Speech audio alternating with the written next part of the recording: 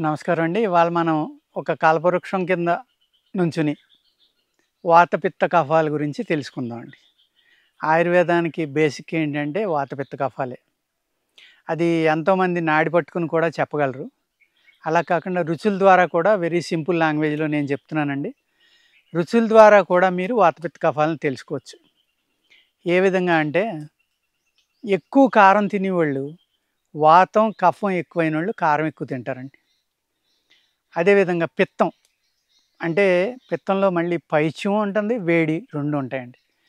ఈ పైత్యం అనేది ఎక్కువ అవ్వడం వల్ల ఏమవుతుందంటే చర్మవ్యాధులు, రక్తం చెడిపోవటం ఇయన్నీ జరుగుతాయండి. వాళ్ళు పులుపు ఎక్కువ తింటా ఉంటారు. పైత్యం ఎక్కువ ఉన్నవాళ్ళు. పూర్వం పెద్దలు కూడా నవ్వేవారు.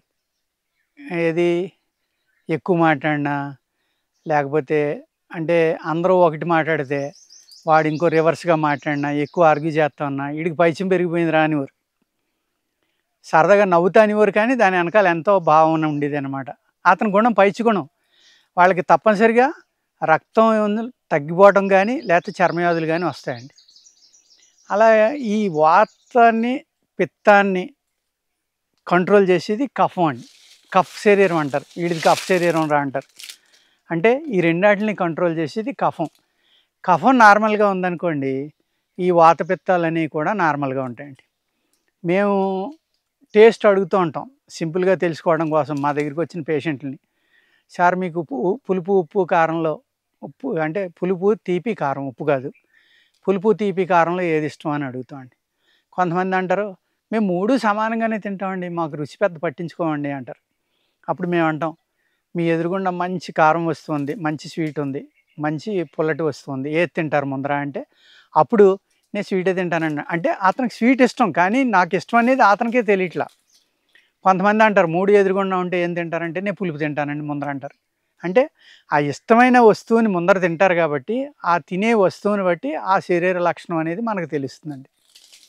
కొంతమంది నాకు పులుపు, తీపి చాలా ఇష్టమండి అంటారు. అంటే 2 గుణాలు చెడిపోయినాయి అతనిలో. కొంతమంది ఏమంటారు, ఎన్ని సార్లు 3 ఏమున్నాయి ఎక్కువున్నాయి, 3 ఎదురుగుండా ఉంటే ఏం తింటాం అంటే 3 తింటాం. ముందర తిన్నా ఎలాగో 3 ఉన్నప్పుడు ముందర దేనితో దానితోటి మొదలుపెట్టాలి. కానీ మాకు 3 ఇష్టమేనండి, 3 సమానంగానే తింటామని వాదిస్తారు. అది కరెక్టే. వాళ్ళ లక్షణం ఏంటంటే కూడా మూడాటిల్లో ఏది కూడా కావాల్సిన గుణం ఏది లేదు. 3 సమానంగా ఉన్నాయి. లేదు 3 చెడిపోయినాయి. అప్పుడు అతనికి ఏంటంటే ఏదైనా వ్యాధొస్తే తగ్గడం చాలా కష్టం అండి. ఏదో ఒక రుచి ఉందని చెప్తే మాకు అతని లక్షణం ఏంటనేది తెలుస్తుంది. 2 తినేవాళ్ళకి ద్విగుణం అంటే 2 గుణాలు అతనిలో ఉన్నాయి. 2 ఎక్కువ అవ్వడం గానీ, తక్కువ అవ్వడం గానీ జరిగింది. అతను తినే క్వాంటిటీని బట్టి కూడా ఎక్కువ తక్కువలు మనం నిర్ణయించుకోవచ్చు. ఒక అతను నాకు పులుపు అంటే అసహ్యం అండి, అసలెప్పుడు నోట్లో పెట్టను అంటాడు. అది కూడా మంచి లక్షణం కాదు. ఎప్పుడైనా పులుపు తినొచ్చు. కానీ మన శరీరం ఏం చేస్తుంది మీకు, పైత్యం మీకు తెలియకుండా మీ శరీరంలో పెరిగిపోయిందనుకోండి, మీరు అనుకోకుండా పులుపు తినాలనిపిస్తుంది మీకు. తినాలి వెంటనే. ఎందుకు అంటే మీ శరీరం నీడ్ అది. ఆ శరీరం యొక్క అవసరాన్ని మీకు బ్రెయిన్‌కి పంపే శరీరం, బ్రెయిన్ నుంచి నాలుకకి పంపి మీరు ఈ ఆహార పదార్థం తినాలి అని మీకు చెప్తుంది.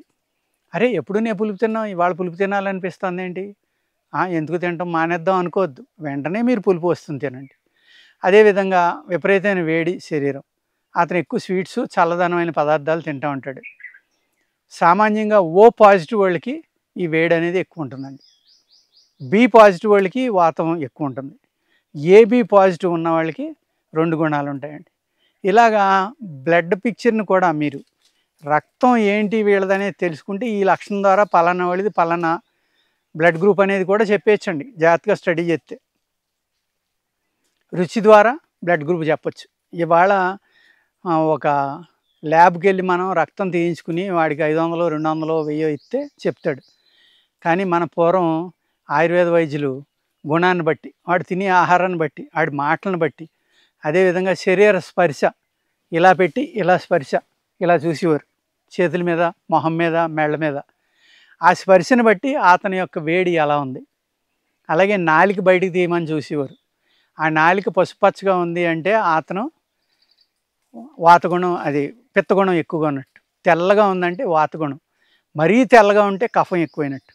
అలాగా రకరకాలుగా ఆ నాలిక రంగుని బట్టి కూడా అతనిలో జబ్బు అనేది ఏముందో కూడా చెప్పగలిగేవారండి. ఈ వాత పిత్త కఫాలు అనేవి ఉన్నాయి. సపోజ్ మీకు అతి వేడండి నా శరీరం, నాకు ఆయుర్వేదం పడదండి అంటారు చాలామంది. అప్పుడు ఏం చేస్తాం, వాళ్ళకి భీమసేన కర్పూరం అంటాం, మనం పచ్చకర్పూరం అంటాం, స్వీట్లు వేసుకుంటాం. అదేవిధంగా ఎదురుప్పు అంటాం, దాన్ని వంశలోచన అంటారు, వెదురుప్పు. దాన్ని అనేక రకాల నామాలు ఉన్నాయి. అది ఈ పచ్చకర్పూరం ఇలాంటివి కనుక మీరు మజ్జిగలో కలిపి తాగినా, కొబ్బరి నీళ్ళలో కలుపుకుని తాగినా, లేకపోతే సగ్గుబియ్యం జావ కానీ, లేక జావ మనం ఏది బార్లీ అంటాం, మనం ఎవలు అంటారు దాన్ని, జవ అని కూడా అంటారు హిందీలో.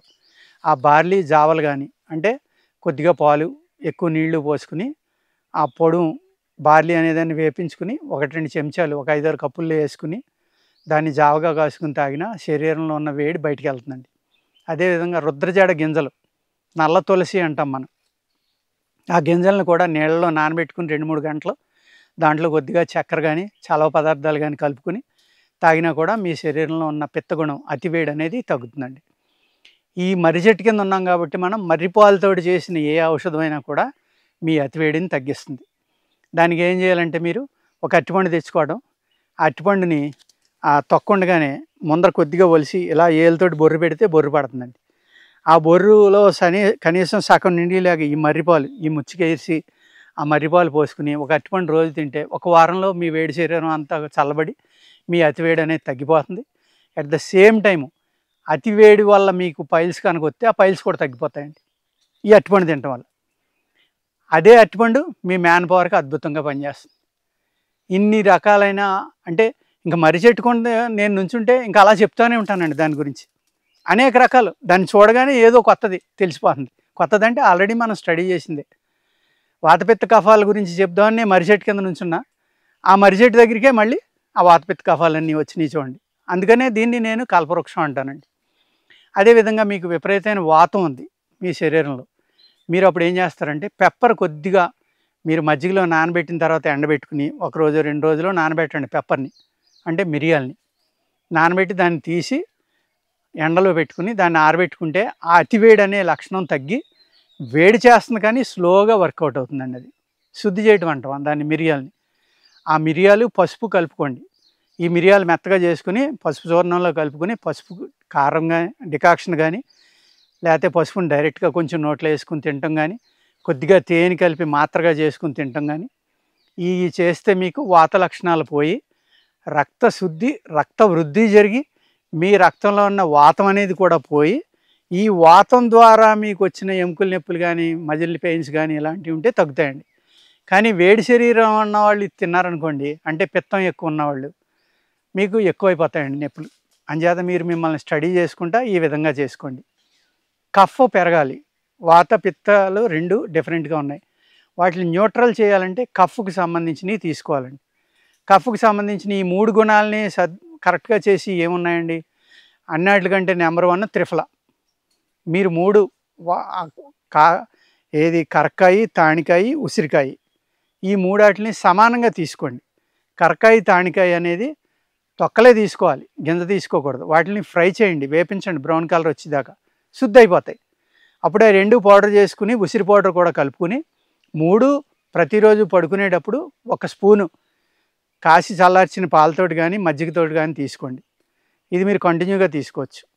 ఒక 2-3 నెలలు తీసుకుంటే మీ ఏ గుణం చెడిపోయినా అది న్యూట్రల్ అయ్యి మీ బాడీ నేచర్ని బట్టి ఏ గుణం బాగుంటుందో ఆ గుణం వచ్చి మీ వాతపిత్త కఫాలనే గుణాలను కూడా మార్చడానికి ఈ మందు తీసుకుంటే వాతపిత్త కఫాలనే గుణాలని ఈ విధంగా మీరు మార్చుకుని మీ ఇంట్లోనే సింపుల్గా ఈ రకమైన మందులను వాడుకుంటా, ప్రకృతి సిద్ధంగా వచ్చిన పసుపు కానీ త్రిఫలాన్ని కానీ మిరియాలను కానీ వాడుకుంటా దాని నుంచి మీరు బయటపడచ్చండి. నమస్కారం.